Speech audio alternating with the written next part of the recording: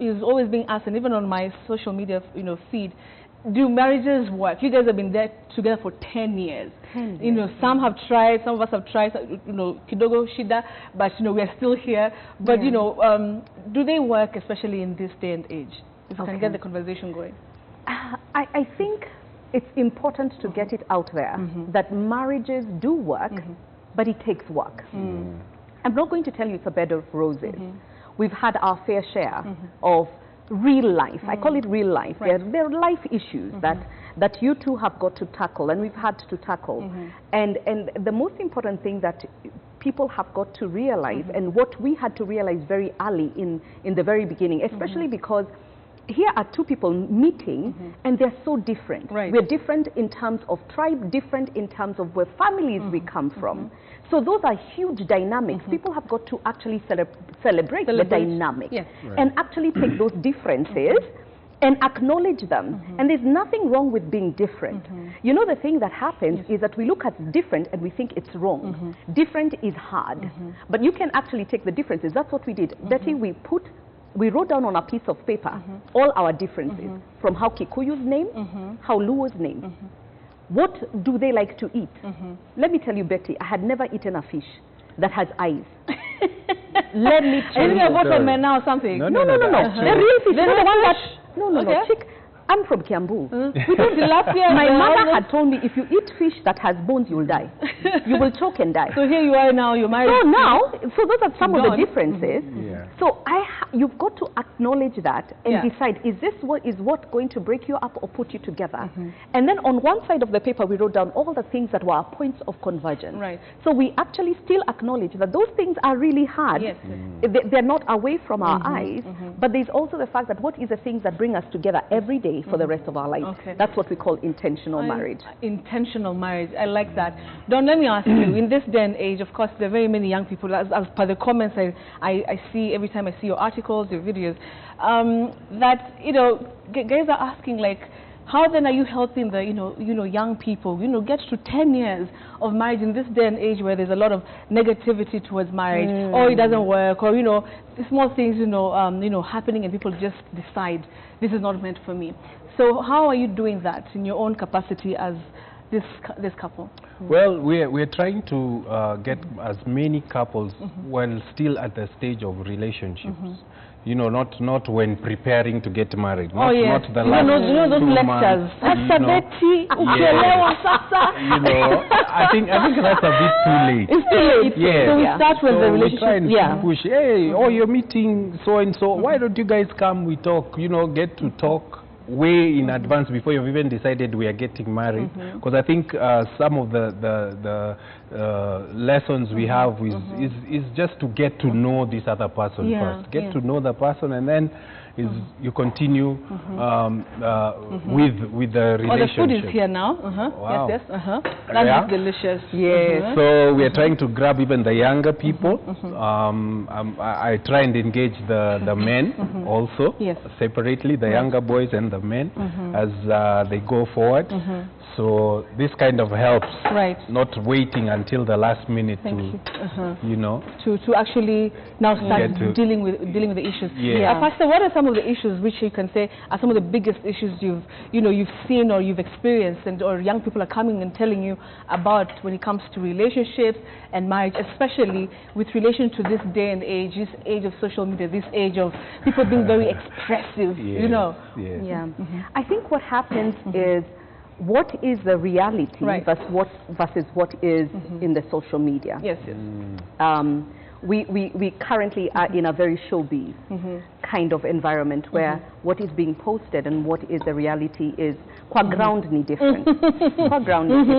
And so seeing authenticity and authentic relationships being propagated is actually we actually have to look at, there must be something wrong. There must be something that is not working in this. There's no way.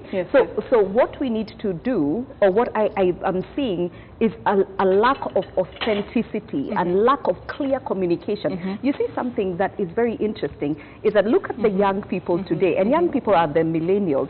We're constantly on the phone. You know? That's so true. communication is not what happens between a man and a woman looking at each other. And there's so much I can see from your body language when I talk to you. I can see when you're happy, when you take pleasure in something. But now if I'm on my phone, the whole time, an emoji is not going to tell me how you really feel.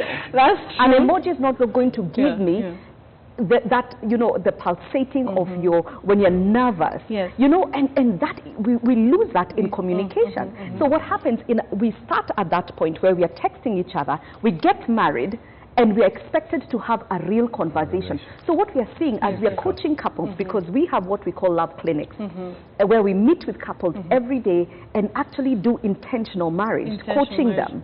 And you find that a lot of the relationships are on the phone, but have never been able to develop into an actual conversation that is a real grounded one. Wow, that is completely profound. Don, coming to you.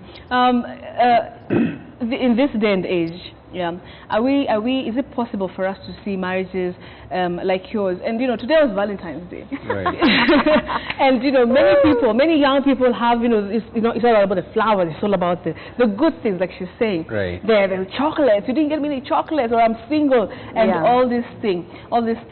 As you know, a day like today, when people are thinking about their loved ones, what is your advice? As you do your partnership, what is your advice to couples? Who are trying to be like you guys, trying to get married, trying to have a blossoming, dating relationship. Right. I think the main thing is don't wait for Valentine's Day. First of all, I hope somebody is listening out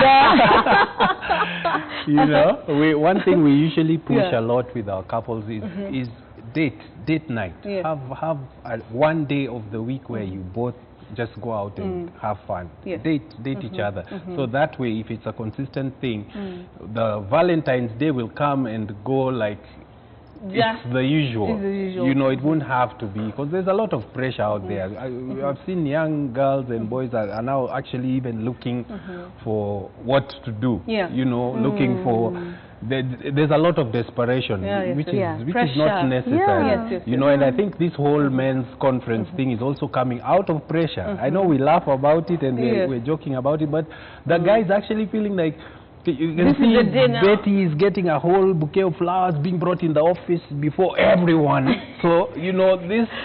pressure. It's pressure, I think it's not worth it. Just be yourself, enjoy.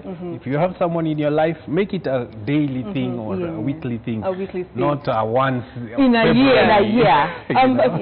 Pastor, because you have to wrap up, how can people, get in touch with you? You said you have like the love clinics. Yes. Yeah. How do I come on? Is it Monday? I don't know. People who feel like they really want to get the sort of help you've talked about. Yes. There are two ways. Actually, there are many ways they can get from Facebook. They can Facebook us. We are. We get in touch with our couples. So it's Cynthia Otieno, Donald Otieno, or you can call us. I think we can post our contact. I think the social media is easier. Social media is so much easier. The Cynthia Life, Love, Relationship Coach, also a page. So please do not be stuck when you can get to have help, but also, sometimes it's not that you even need the help, you need to get to the next level, because it's not always that you need counseling. Sometimes you feel you're stuck and you need to go to the next level, the part where you are on the next level. So that's it. There's something I wanted to give you. Okay, all right. Oh, yeah, gifts. Yes. Our book. Oh, that's nice. Yes. We wrote our story. The story that you were talking about? Yes. This is When Love Dares. When Love Dares. When Love Dares. Let's have okay, there you go. When Love Dares. When Love Dares. And it says Breaking Barriers in Pursuit of Love. And of course by Donald Otieno and Cynthia Otieno. There it is. Thank you so much. In this picture you guys looked young. So thank you so much, guys. I'm going to read it. I'm going to maybe share, of course, the snippets of it on my social media. It's our story. It's your story. Yes. And it's going to encourage, I hope it's going to encourage us. Yes. To want to have your kind of thing going on. Yes. And even better. And even, it can even be better than ours. Better, Thank you so much, guys, for coming. It has been such a complete pleasure having you on the show. Now, this segment, normally we go to people's houses and we eat. So maybe we'll look for you and actually come home to have a bigger conversation. Please. That would be awesome. Thank you so much. I've been speaking to Pastor Cynthia Wambui Otieno and her husband, Donald Otieno, who's a relationship coach, life coach. Yes. And did I forget any other? Yeah, just relationship, love, life, relationship. All right. Thank you so much for coming and spending your Valentine's evening with us. So we'll continue to have our dinner and our beverages there. And sports news is coming up, so don't go away. The show continues here on The Weekend with Bessie. All right? Thank you.